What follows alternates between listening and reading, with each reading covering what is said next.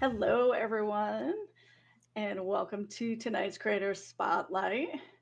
I have two pretty fantastic individuals joining us tonight. I'm going to have the two of you introduce yourselves, and we're going to go ahead and start with Supriya first. Okay, wait. I have an idea though. I'm Oh, gonna okay. Yeah. I'm gonna introduce Grant. I So Oh, love this. shit. so joining me We've across been from here for me, 20 seconds, Zoop. huh? I love We've it. been... Chaos already. I'm So so this here for is this. Grant of the crit nominated Game Master Monday.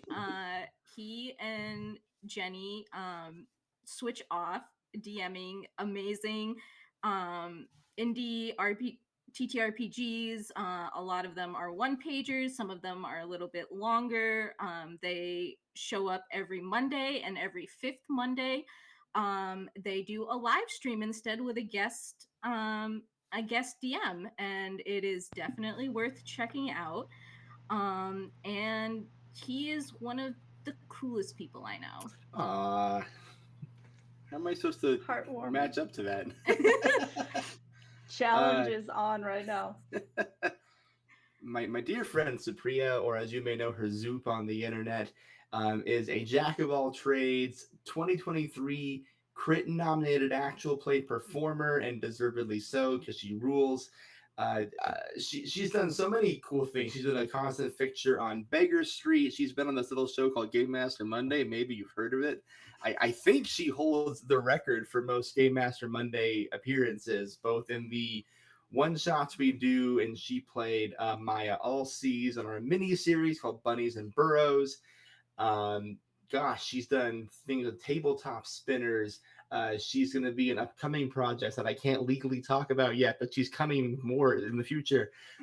You should be following her on all of her socials at zoupmachine, because anything that she has signed her name to is undoubtedly going to rock. I love it. You did a good job. Well, let's just jump right in. Not bad for being unprepared. That was amazing. Oh, we're improvers. We got this. Right? Exactly. So, with all of that awesome that you just talked about, what was your favorite thing to do? Together or in general? Both. Oh, there you go.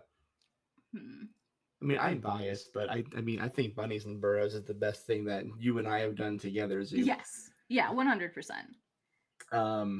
I guess for those who aren't initiated, Bunnies and Burrows was a 4-part miniseries we did on the Game Master Monday podcast proper, and it was my thinly veiled religious allegory. It was an exploration of faith via rabbits. And Zoop plays a character named Maya Allseas on that show, who is a rabbit that can see the future for brief moments. She's a seer on that show, and I don't know. I loved making that one. It was super different from anything we've ever done. It was silly for sure, and it's rabbits and a lot of Christianity jokes. But like, I don't know, Zoop really shines in that one. I loved making it and editing it, and that cast was fantastic. We're still talking about that show. So I mean, probably the answer for both for that for me. I love doing that one, and getting to spend a lot of time working along with Zoop was a lot of fun. It And is definitely that was the really same one good. you were? Oh, go ahead. Is that the same one you were talking about that had a little bit of drama in it as well? Yeah, that's the more Game Master Monday is very silly. We primarily do one shots, but every 6 months or so we drop something a little bit heavier on your ears, and I dare say that was our most dramatic yet. Yeah, but I'm sure there's going to be more dramatic stuff from Oh what I've God, heard. just from what I've got cooking for November. Oh boy. I'm so excited.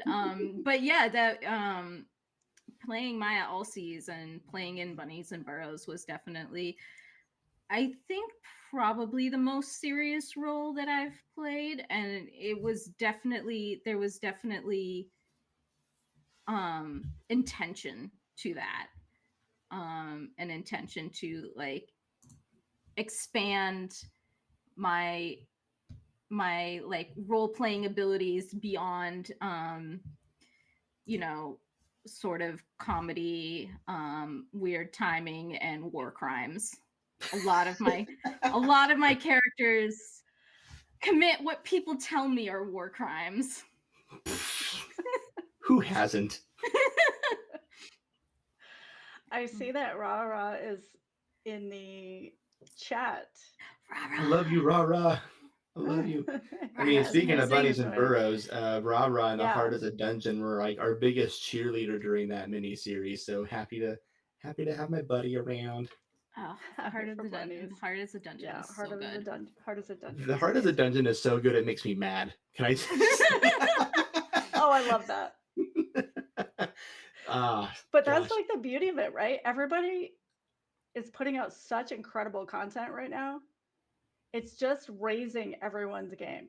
Yeah. Oh, unquestionably.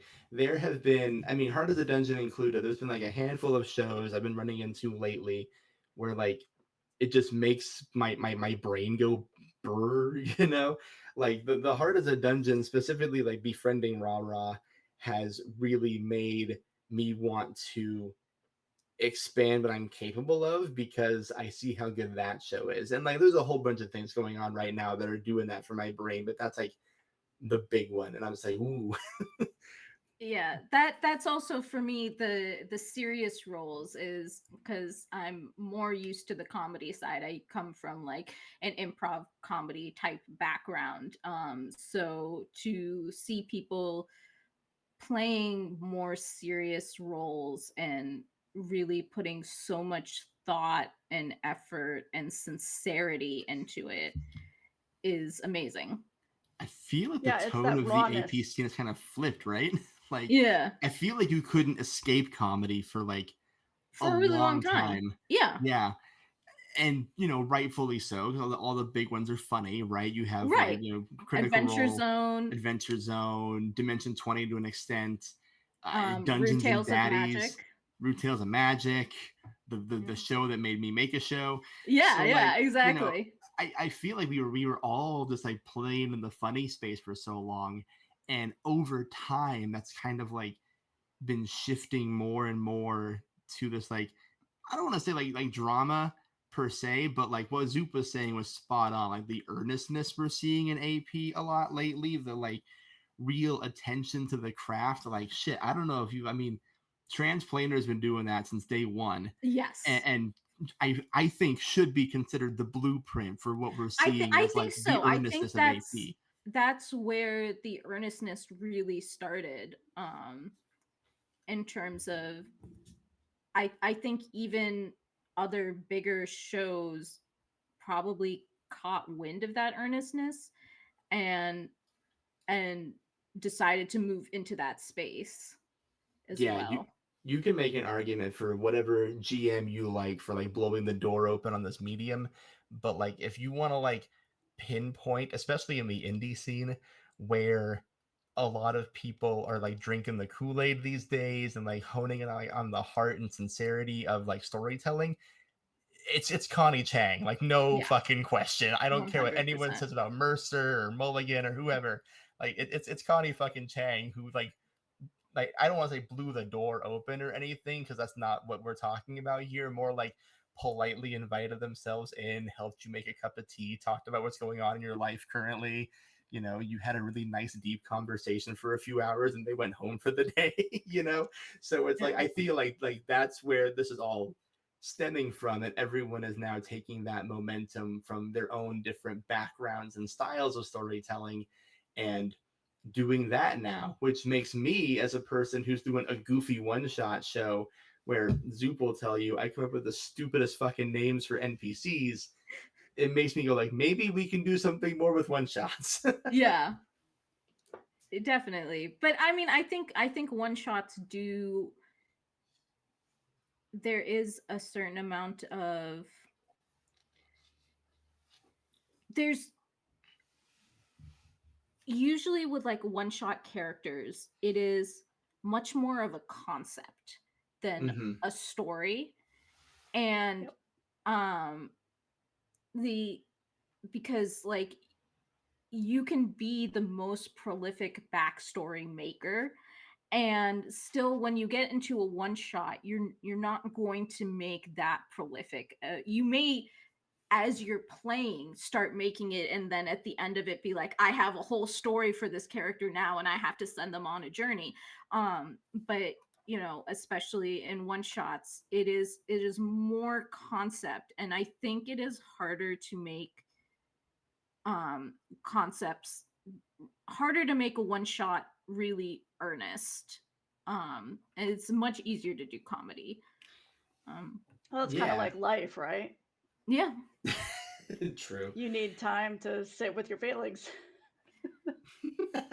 Whereas 100%, 100%. I mean, I think that's why probably the people who meet me like for a short period of time are like, oh, she's so funny, because I'll like drop ridiculous things and walk away.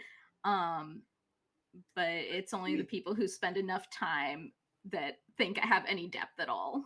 well, it's because you're a super present player, Zoop, to your own credit, which in short campaigns, yeah, being super present means you are going to be far more aware to what's funny in that moment and what's funny to say, because that's what you do in the short term, right?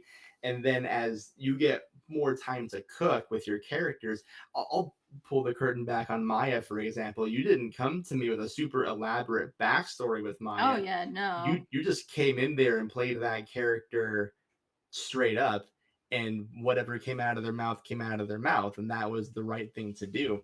I think that's the right way to make a one shot character in general, but also like a good way to like approach characters, period. I never come with like a super elaborate backstory. I I'm just can't do like, elaborate backstories.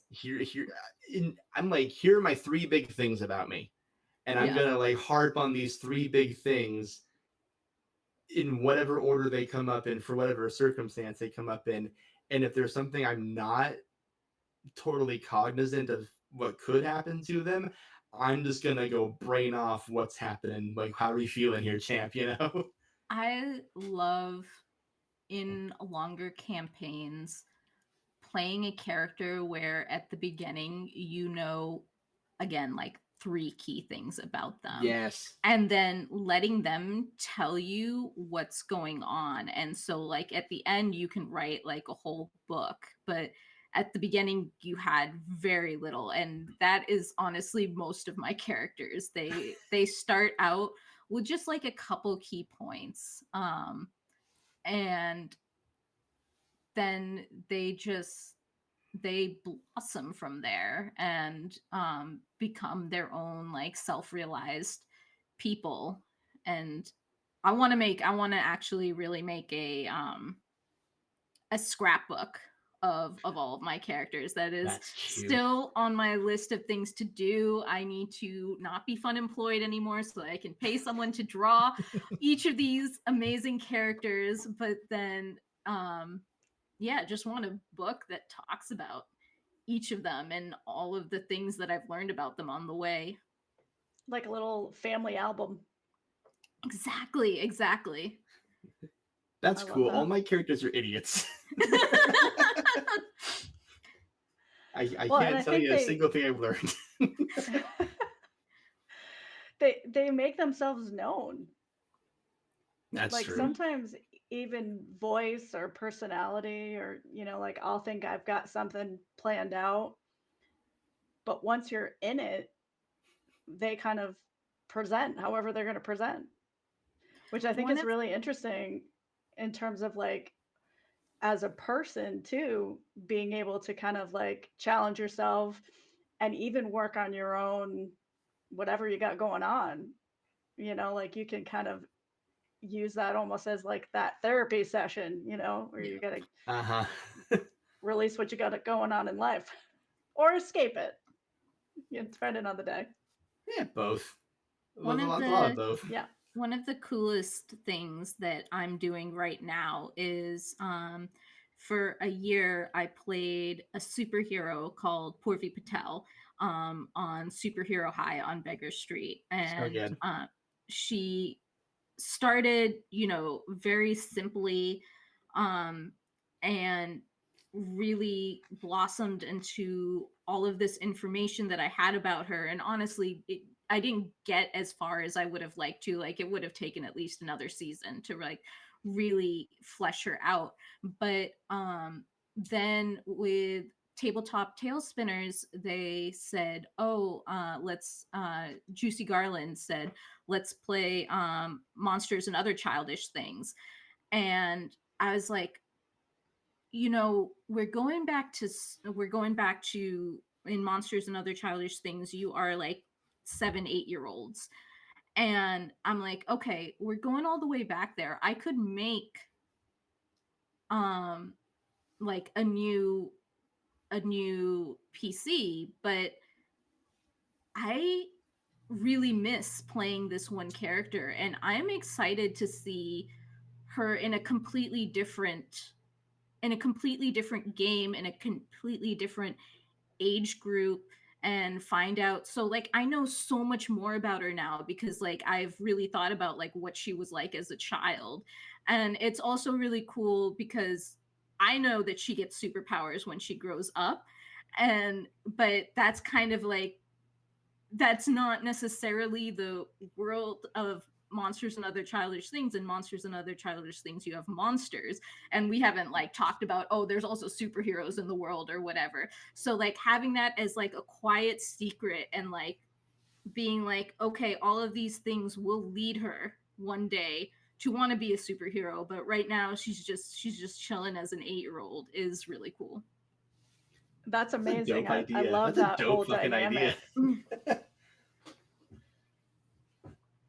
Go ahead. I'm Zoop, sorry. Zoop. No, I'm just like Zoop, big brain shit. I'm vibes. Like, every character I've made you as a can't say that you don't big brain things. I big You brain things literally different. cannot. November says you're a liar. Oh boy, we don't know if I'm a genius with Own your November yet. I shit. haven't recorded that Oh, yet. we know it. We know it. We know it already. It's been announced, right? I can just fucking. I'm the host of my own show. Whatever. You can do whatever If I you want. haven't announced it, no one's gonna fire me. I'm a board of directors behind me.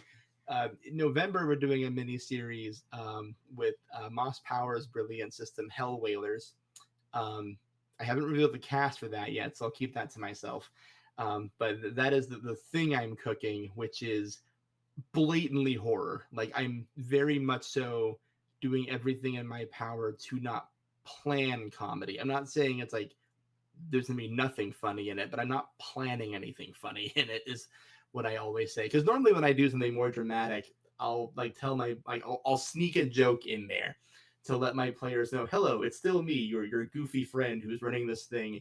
Like when we did Bella's Comet, I had an NPC whose name was Harold Cryer at the very beginning of it, whose only job is to make a big important announcement. And after that session, the whole cast rolls their eyes at me like, that's just me telling you it's still me in here. No matter what happens, I still have that. And then Bunnies and Burrows' big joke was, of course, Fox News. Fox News. For the uninitiated, I have it's a woodland animals game, and I had 2 creatures who were foxes whose only job was to report the goings on of the forest, and they call themselves Fox News because they're foxes. That's amazing. And the whole time we see the foxes, we're like, oh my god, these things are gonna eat us. And they're like so excited to tell you the news of the forest. And then they're like, yeah, we're Fox News. And we're like, we literally thought we were about to be eaten. Are you kidding us with this right now? I'm just sitting there in the DM's chair, just being like, oh, they have no idea that they're completely harmless and they have a stupid pun with their name. They just need to get paid. They're just really excited to learn stuff and then tell people stuff. They're a manifestation of me, I guess. They're the Fox version of a hyperfixation. And who doesn't love rabbits? I'm starting a new campaign, an in-person campaign actually, as a Haringen. So I love Haringen. Fantastic. I have hello, just shook my entire table, but whatever.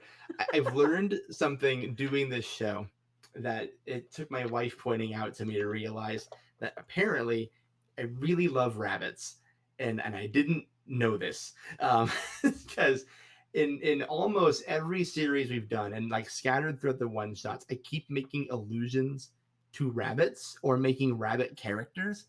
So like we did this mini series called Defeating the Dungeon, which was me playing. It was me doing a D&D series, which I've always wanted to do. So I just had to get out of my system before I got to the more indie shit. But it was me pitching the concept of we're doing D&D where the point is for you to not go on adventures. You have to resist the urge. You're going to adventurer rehab. And Wow. there's a Harengon character in that series because apparently I just love rabbit characters. Constant allusions to like rabbity stuff throughout Golden Galaxy Race. Bunnies and Burrows exist. My Instagram For You page for Game Master Monday ruined. Just Just pictures of bunnies. it's literally Every bunny I come across, I'm like, send to Grant. thank you. And that's like if you would ask me like on the street, hey Grant, what's your favorite animal? Rabbit wouldn't come up too terribly soon, but apparently they're just in my brain rent free constantly. So it's like, I don't know. My For You page is like clips of people's AP shows and rabbit videos. It's all it is now. Sounds Pretty like a soon it's gonna mascot's be on the way. Yeah, I should just make a Game Master Monday mascot that's a rabbit at this point, right? Yeah. I gotta find a way Sounds to like put it. rabbits in hell. Well, Oh, and you're that's gonna have this horror terrifying. coming up.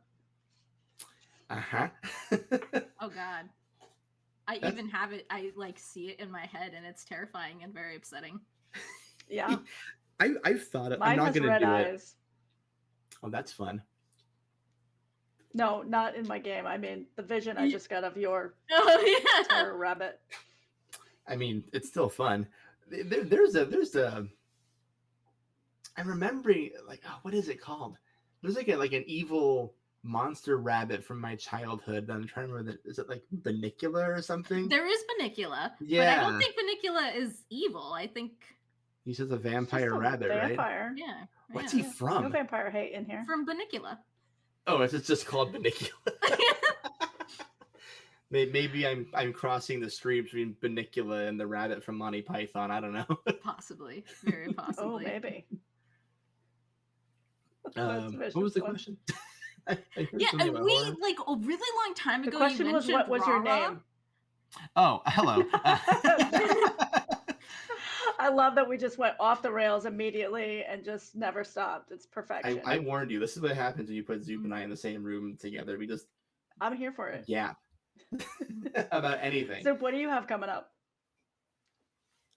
So I have so on Game Master Monday Presents, we're bringing Class of 2005, which it's a really cool concept. So it's a game called Flabbergasted, or a system called Flabbergasted, and Flabbergasted is like written as a setting in the 1920s, but we took that setting, or we took the character concepts, like the character archetypes, and moved them, into 2004, into high school students, and we really got to play with it. Is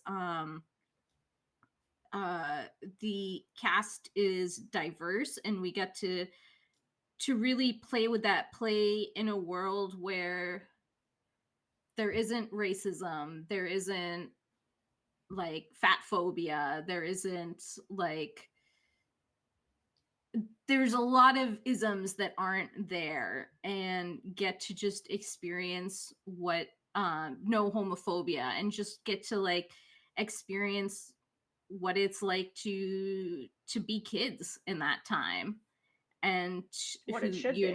yeah, and your only concern is really just like getting through school. And it was very nice. And also just like we played 3 fairly different characters that still managed to be friends. Like there wasn't, because in Flabbergasted there is like the well-to-do, the aristocrat, I forget the other one, and like the help, and we turned the help into the wallflower. But also kind of like Nice. crushed those boundaries between like socioeconomic classes as well, like saying that like even those aren't there. And that was very cool. Yeah. So how much of that was the cast getting together and creating that environment? 100% them. Yeah, Or I mean, 100% them. and the DM Rage Panda Pajamas. We, yeah, I think we all just played a character like true to our hearts and put them together. Yeah, I'll pull the curtain back on that for you, since I'm producing that show. Yeah. Yeah, that Sierra, who is Rage Panda Pajamas, really wanted to emphasize a diverse cast. They were very clear with me that they didn't want like many, if any, white folks besides themselves in that group. You know, they wanted to make sure we were emphasizing LGBT plus and POC voices, which we do anyway. But it's always gratifying to team up with someone who shares your values, and we absolutely do that. It's a lot of I've seen some of the episodes they've recorded already. I don't know how it ends, so don't spoil it for me, Zoop. But it's a You'll lot like of. it. I'm They sure get I will. I've attacked by a enjoyed it so bunny. far. Damn it! It's haunting me now. Oh God, we gotta record one more episode. I'll send a message out. No, it's cool because from what it's a lot of reclaiming and repurposing of like Nickelodeon, Disney Channel original TV show tropes that were so Nice. dominated by, you know, one sect of people that get to actually be explored in a different and cool context. So it's going to be really good. It's really funny. Just for the record, we're making it sound really important, which it is, but it's also just a really funny series. It is really funny. Just like everyone there's got like great comedy chops, and I'm excited for people to check it out. Shoot, that starts next week, doesn't it? On the 17th. I guess so. Next Tuesday that hits Twitch. That's very exciting. Yay. Yeah, everything you see in that world is all them. They were great about meeting together, being thorough. I was just kind of like in the background of a lot of that, just like watching through the window, seeing what they were up to in there. But yeah, just a great cast. Fully trust them. They put together something really cool and special that I'm excited for people to check out. And Sierra's a genius with layouts, just for the record. It looks so good. It looks so good. I'm so It's looking forward to also it. she's like really good at like keeping the episodes concise. Yeah. They're like an hour and a half at most, and I think that is really great. I mean, for like the kind of sitcom Nickelodeon type vibe, you don't want to go too long, but also it's hard to ask people to like sit through, 4 hours. It's So only are certain you shows doing it that do live for an hour, or are you cutting it that. No, afterwards? and this one we recorded it. We pre-recorded it. She did a little bit of editing for it, and then it'll play. Mm-hmm. Which is really nice Yeah. for us. Yeah. Yeah, well, and it's a I think a way for the cast to really kind of explore more without having to necessarily, keep the live audience entertained, so to speak. No Because live retconning. yeah, you can go down the path that you want to go and know that you're going to be able to take those, beautiful pieces and put them together into the section that you want. And there are a bunch of like cultural, because there is a Diwali party and a quinceañera happening at the same time in the third episode, and so not doing it live, we were able to, like, if we needed to pause and be like, okay, we need to clarify like what happens at a Diwali party, what happens at a quinceañera, like we could do that, and then we can cut that out and just have it, be seamless. See, Yeah, it I gives you love the that for opportunity to cultural produce. reasons, and I love it because it's the two parties at the same time trope. It's so Yes. funny. Damn, Yeah. damn, you guys are smart. Well, and earlier too, you said, that it's not serious, it's fun and light, and I think that that's a thing that comes up a lot where if it is specifically where you're trying to keep it a diverse cast, there's this extra pressure sometimes for it to be anything other than just whatever it is that you want it to be. Like you're Hmm. just performing whatever you want. There's no rules to it, Yeah, and and I think that's we didn't freeing. I think it was fun to be a diverse cast that wasn't focused on anything super depressing. Like letting Or it even go like diversity, yeah, yeah. right? Oh You're yeah. just, Like yeah. we never had a scene where we all stood there and went, "Wow, we're a really diverse group." we were Right. just like we were just like, yeah, that's, nothing is weird about that. Um Just how it should be, right? yeah, yeah. Yes, exactly. I've always said the core value at the heart of GMM is what's called absurdist acceptism, where it's like, you know, I'm a much bigger fan of things that are actually weird being weird, as opposed to like commenting on how novel something being diverse is. I'm a much Yeah. bigger fan as a storyteller in general of, you know, ensuring you have diversity and then treating that diversity as normal and accepted, because that opens the door for what your world can actually be, because you can find more things to comment on and talk about. Because I one of the pratfalls of fantasy a lot of the time is you either get stuck in fantasy tropes which are rooted in racism, right? Or you try to subvert those tropes, but then your thing becomes about combating racism, which is good and noble, but everyone's doing it. Whereas if you just like wash that aside, then you can find new struggles that your characters can deal with. You can find different interpersonal conflict. You can figure out more ways to be evil than just being a bigot, you know? So like I like that a lot better. This cast does a marvelous job of it because the culture is there, because you can do the whole absurdist success, if I can say my own philosophy, absurdist acceptism thing without commenting on how novel the thing you're doing is, while also being diverse and cultural. Like the two parties being rooted in the characters' cultures is the exact way to do that. You're including diversity, you're talking about it, you're Yep. doing the damn thing, and no one's staring at the camera being like, this is the way, like, I don't know. Yeah, for Um sure. it just reminds me in some ways, this is going to sound like really conceited, but in some ways I am my favorite role player because for a long time I was the only Desi face I saw.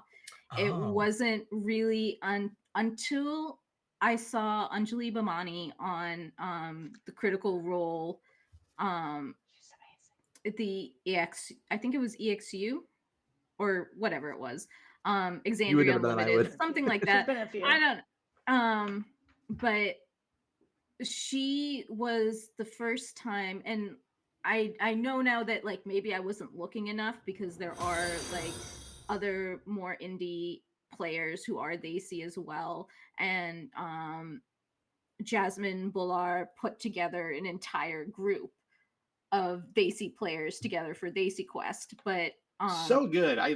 I love it. Sorry, go ahead. yeah, I so just love Fantasy Quest a lot. but before Anjali Bhamani on Critical Role, I never saw another Desi player.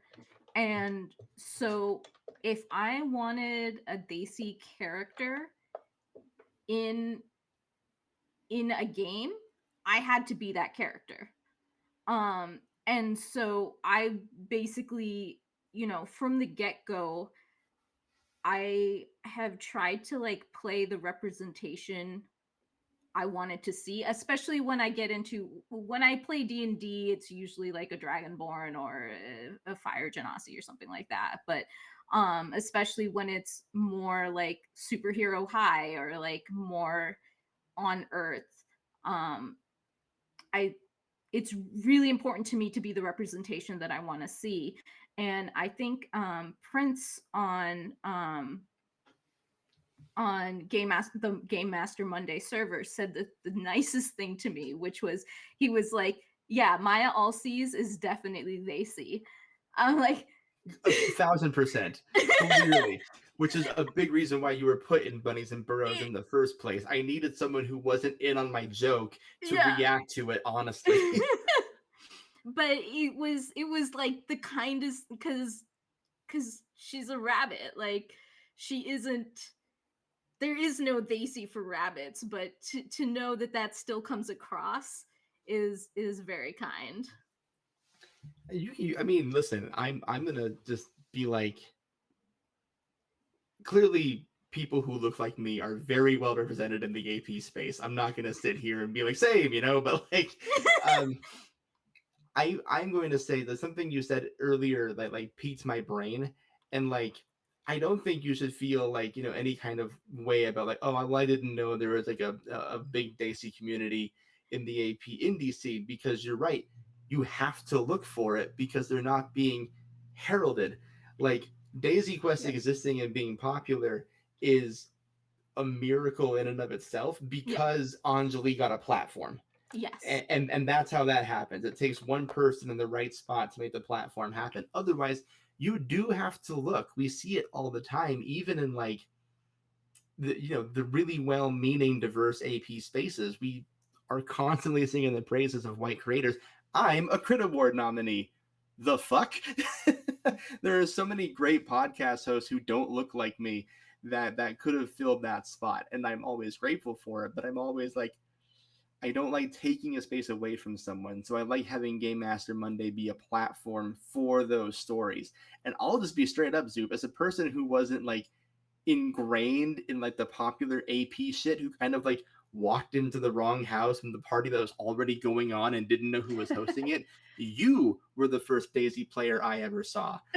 So like, and the best part of the thing that I saw you in, as a matter of fact, and that's what immediately gravitated me towards you as a player, because I'm like, this is clearly coming from a perspective that I have yet to see in AP, and I was just itching to get to work with you from that point forward. And I'm glad we have, because we've now made so many amazing things together. And like, it doesn't matter what you're playing, a rabbit, a vampire, Yep. a character from a different thing, like whatever you put yourself in, you put yourself in. And please keep doing that, because it's what makes you an amazing role player. Everyone who's playing an honest character where they have real experience they can pull from are always going to make a better character. I will say playing a Daisy vampire was very fun. Very fun. And oh my god, it's one of my favorite moments in a one shot ever, because like your character was like what was from India and recalled the British like occupation and shit. Yeah. And like we got to play with that in like a way that educated but was also very funny and very cathartic. So like, I don't know, it's so much fun. That's amazing. You'll have to let us know where people can find that one, so I can.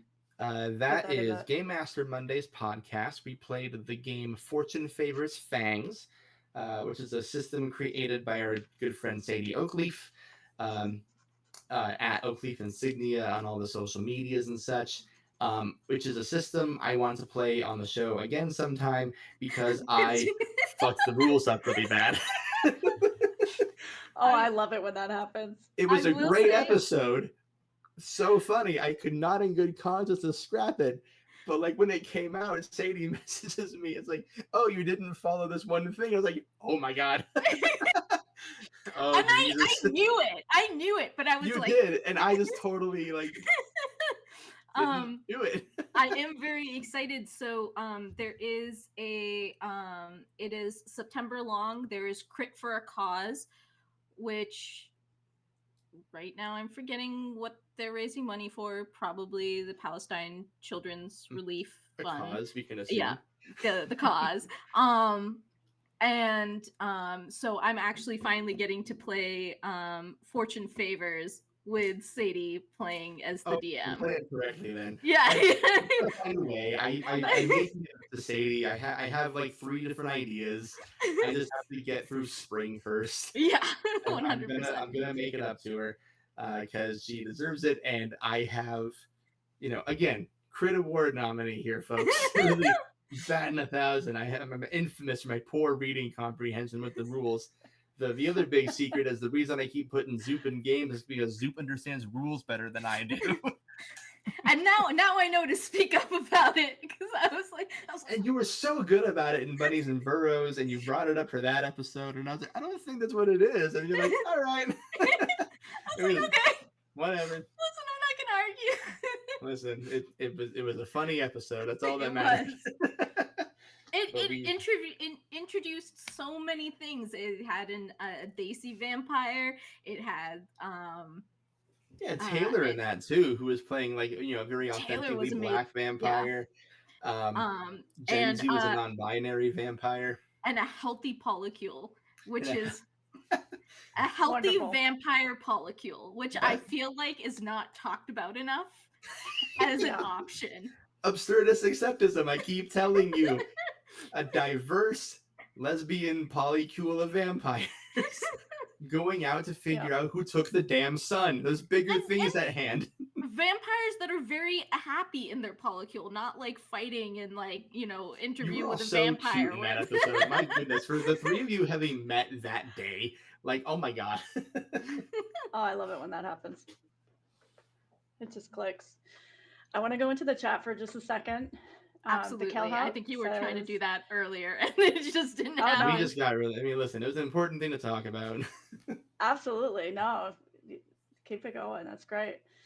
The Kelhop says, can confirm Zoop and I were in a Mutants and Masterminds game forever ago. Yes. And I literally said to Grant, like, I don't think Kelly remembers that we were in a game together. Boom. Oh, Kelly. I told you. Who could forget you? Corrected.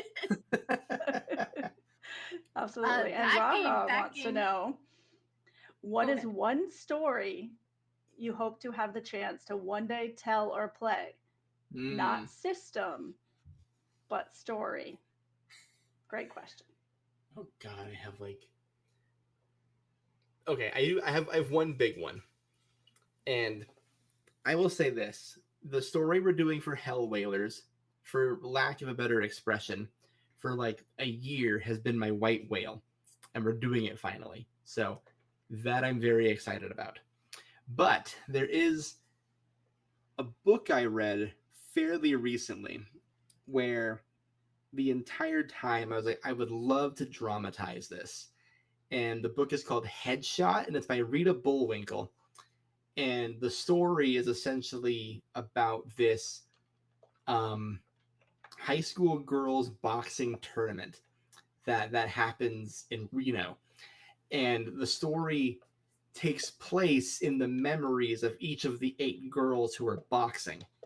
So like you learn about their backstory, why they're doing the thing, their family dynamics, what they end up as in the future, all this stuff, while also narrating the fight that's happening between them and how their histories are literally clashing with each other. And I'm like, I want to do that. I want to fucking do that thing because I love doing sports stories. I like heady shit and I like high concept shit. So I want to do that as an AP one day. I don't know what system. I don't know who'd be in it.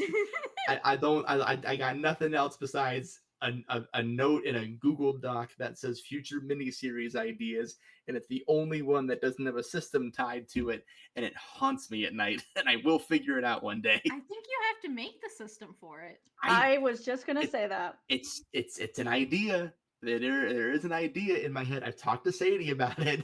I just am not the best game designer in the world, but I could.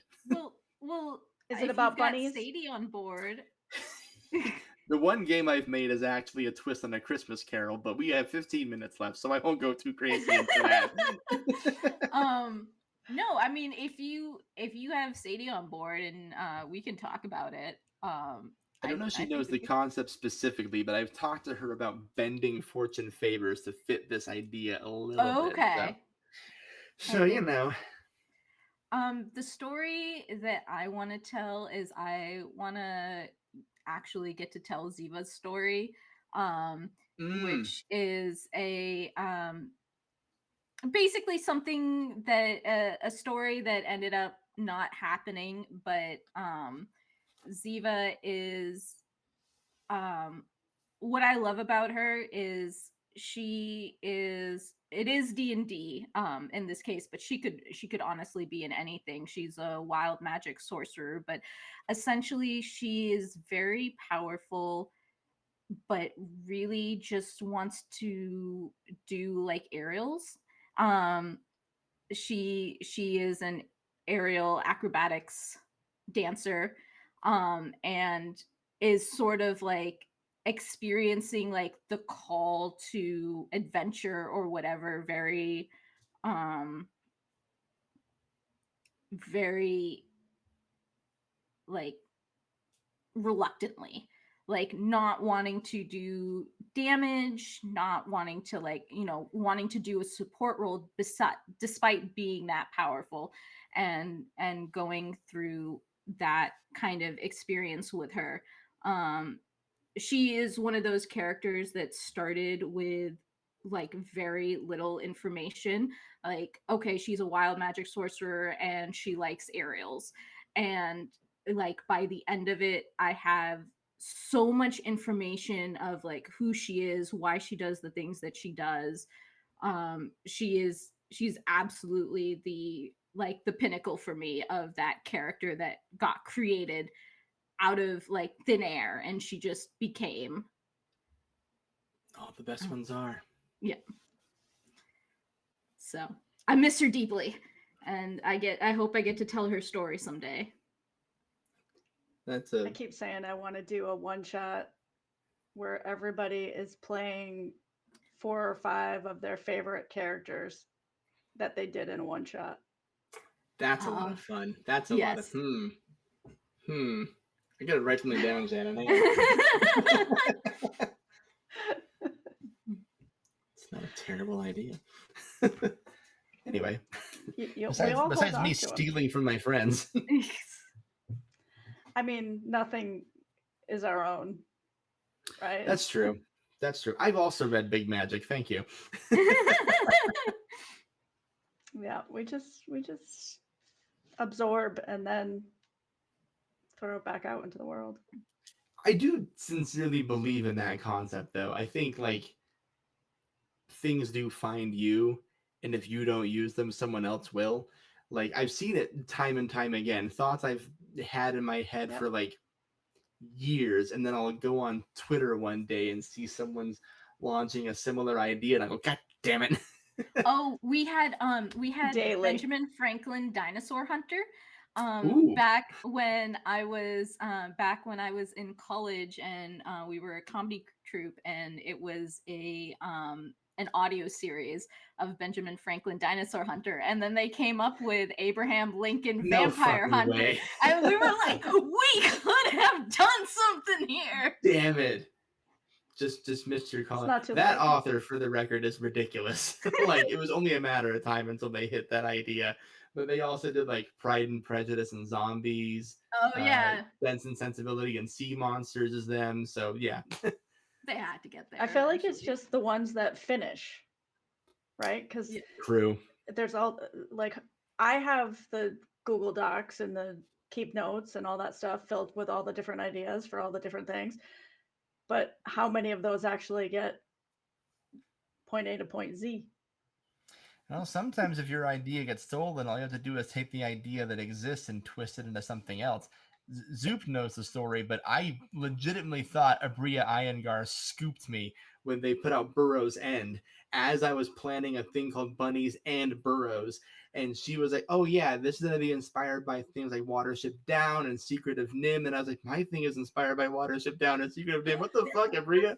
So I had to go back to the drawing board and if we wanted to do that system now that like Burrow's End was out, because far be it for me, a white man, to look like I'm riding the coattails and stealing from a black woman. Not happening. So like I just went back to the drawing board and I was like, you know what? The idea that I have now, I'm a lot happier with, and pulls from a more real and sincere place from my childhood.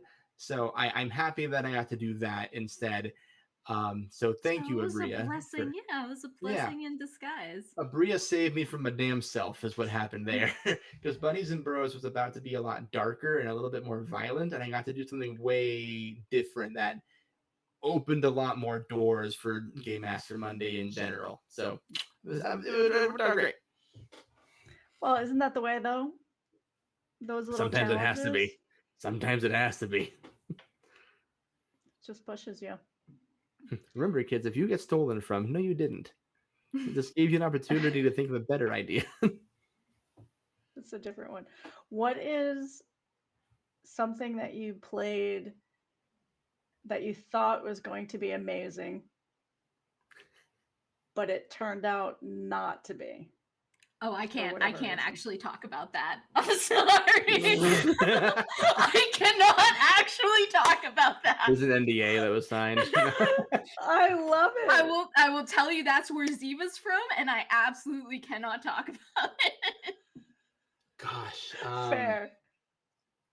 I don't know. Rah, without the bunnies, we wouldn't be friends. That's insanely true. Like literally the thing. I mean, you know what? I'll refute that a little bit. Because Rah and I connected because I started listening to The Heart as a Dungeon, then sang its praises on social media right around the time Bunnies and Burrows came out. So it was serendipitous that when Rah became hyper aware of me was when we put out something that was very much so Rah's shit. So, okay, maybe the bunnies did play a larger part in it, but whatever. I think we still would have found a way to be friends. What was I gonna say? I don't have a lot of You know, there's a scrapped project. So before Game Master Monday ever happened, the first AP I wanted to put together was a D&D podcast called Fantasy Football, which is going to... Thank you, Zoo. Terrible already. I don't think... See? Okay, so clearly it would have been a hit. I mean, I think Unprepared Casters did that. They tried to do a sports one. Yeah, I essentially wanted to homebrew D&D where you have the races and the classes and such, but you're also on a football team and the adventure is going on your season. Didn't work out. Scheduling conflicts happened. People backed out of the project, yada, yada, yada. And that's when I was like, okay, no more depending on people for long-term projects. Let's do rotating casts, baby. We're doing something different. So, I mean, it probably could have been amazing. You know, I'm not going to sit here and be like, you know, I've played in a game where somebody sucked or the system wasn't that great, because like, you know, by and large, I have a lot of fun doing all the things I've done because the people I do them with are cool and fun. Actually, no, I will say one thing. It just came back to me, and I'm glad it's like gone from internet history. And it is a Game Master Monday thing, and everyone knows how I feel about it in that group, so it's fine. St. Patrick's Day 2023. Me and the people who make Dude Where's My Drift, the Pathfinder podcast, decided to do a drunk Pathfinder game to celebrate St. Patrick's, and Jenny was in the DM because she was sober. And oh my god, a shit wreck. It was so bad. Our drinking rules were too lax. Everyone was plastered, and it got to the point where I was like sending messages to Jenny like at a certain like hour mark. I cannot remember. I was inebriated, but I was like, we need to end this like now before someone dies. Like words were being slurred, people were yelling at walls. We didn't remember the rules or whose turn it was at a certain point. And it was like, this was a bad idea. We should not have done this. Luckily, that was the Twitch stream that did not save because it busted, and it's gone from history, and I never have to think about it again. I think that might have been one of those not on accident. Didn't That save? was fun in concept, Maybe? but not in execution. Yeah. So flip that. What's something that you were, excited to do or whatever, but it turned out to be way better than you expected? Literally everything. Right? Yeah, I can relate. Yeah. For me, it's not even necessarily the systems. It's that storytelling vibe, that collaborative storytelling with people who actually care about the quality of what they're putting out. And I feel like either everyone is like that in this space or I've just been extremely lucky because every game There's an I've increase in played it. You have has to know been. who the good ones are. Yes, sorry, go ahead. No, that's fine. Yeah, I just think in general it's a very comfortable space where people are not just having fun, but they're also kind of challenging themselves a little bit while they're doing it. And so it makes for really interesting stories. I agree. Um, I gotta say, one of my favorite things is getting to meet and play with new people. yeah, It Yeah, is absolutely fantastic. I that's agree completely. that's the onus of Game Master Monday. It's just Yeah. an excuse for me to play with my favorite podcasters. um, I will say, Bella's Comet is probably the thing for me that we did. Um, that was me and Leah, who DMs Slave of Stars, who I literally think is like a top 3 dungeon master on the planet. Just us getting together one day and being like, we should do like a limited series podcast and it's a clear end and run with it. And we got to do that. And I knew it was going to be fun and amazing because we were working with like the 2 of us and my sister and a close friend of ours. So it was like, very keep it in the family kind of a deal. And what we created together exceeded my wildest expectations. It was a genre I don't normally write in and a system I literally learned just to run that game. But we made something I'm super duper proud of and people really resonated with. I still get messages about how much certain characters from that show meant to people. So I would say that I knew this was gonna fuck, but I didn't know how hard. I love it. Supriya, did you have anything? Oh, just as I said, like everything. I go into everything being like, hopefully this turns out good, and stuff's amazing, and that's awesome. And then it always is because Zoop rules. Oh, thank you. Mm-hmm. But it really I is love my it. co-stars. It takes a village for sure, It takes a but village, yes. but when the Yeah. village has Zoop in it, it has a stronger chance. It's good soup. Yeah, Good Zoop. it's good. Yep, I bring the soup and it's good. I love it. We're coming up on an hour. So we're going to close it out. Is there anything that you wanted to add that we didn't talk about? And obviously let people know what's coming up. And also, what's your favorite ice cream flavor? Ooh, good one. It's mine's See, strawberry. yeah, like now I'm thinking about ice cream. Probably mint chocolate if I'm being real. I need ice cream now. Yeah, I'm so sorry. it's so hot in the room I'm in. Oh, Kelly wants to know what your sign is too. Ooh, Zoop, guess. A stop sign. Aries. I'm know just what? guessing. You know what? Yeah, no, I'm gonna. When people ask you what my sign is now, I'm gonna say stop. That's really good. Shannon, did you guess I was an Aries? Is that what you said? I did, but it's not as good as stop sign. I mean, how can I answer the question now? I think mine You is can going to be answer. yield. Mine is Watch for Falling Rocks. Yes. Bunny crossing. Bunny crossing. There it is. That's the. Are there bunny crossing signs? I've seen duck crossing. If not, there better be. Listen, There are moose crossing signs. I live in the desert. The things that cross the road here don't make it across the road. I did used to have an armadillo crossing sign. That's fun. Yeah, I've seen those. My sign is Sagittarius. Cancer. I am Virgo. Hopefully that tells you something about us that you didn't know before. I know my big three. Does that help? Yes, it does funny. actually, because I'm a believer of the big three tell a better picture. I always had to ask my wife to remind me what mine are, but it's what is it? Hold on.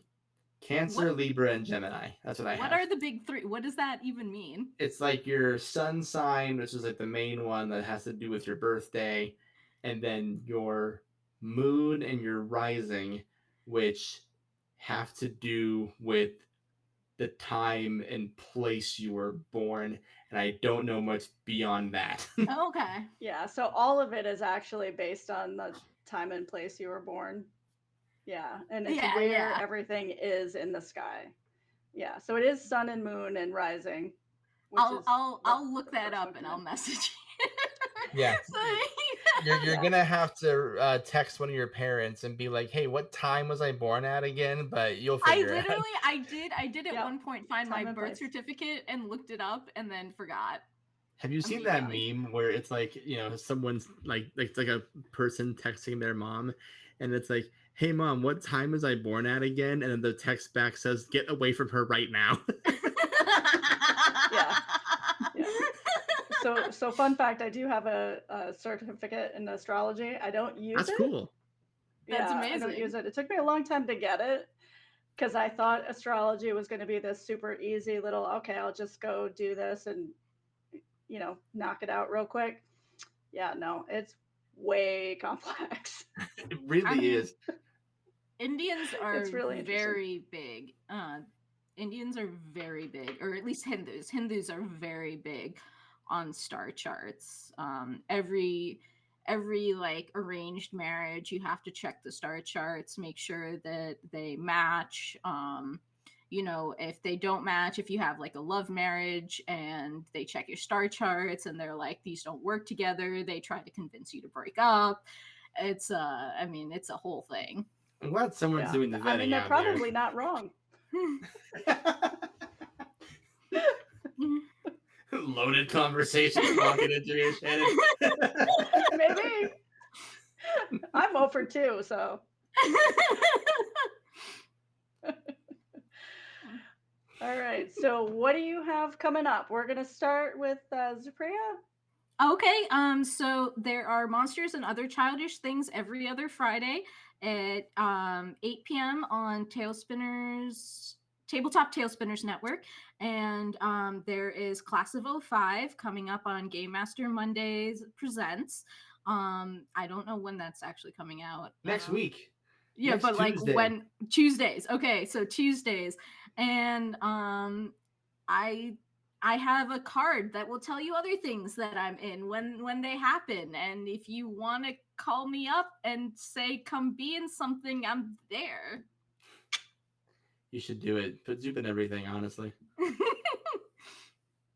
Grant, what do you have coming up? What am I got coming up? Oh my God, so much. Hi, I'm Grant. I'm the titular Game Master over at Game Master Monday. We do a new one-shot and a new system with a new cast every episode. We post every other Monday. So we've got some real good Halloween-flavored things coming up here soon. We got Eat the Reich, which is coming out on Monday. And that's going to have Abby, who you might know as Nuff of Abby, who does a lot of different stuff across the internet, but primarily Hype Goblin streams. You've got Tatiana, who hosts Soul Operator, is in on that one. And we have Zach, whose tag is eluding me all of a sudden, but he makes great music and kept me honest during that game. Then we just got some Halloween stuff. We're playing a game called Rafenheim, which is about it's gonna be a murder mystery.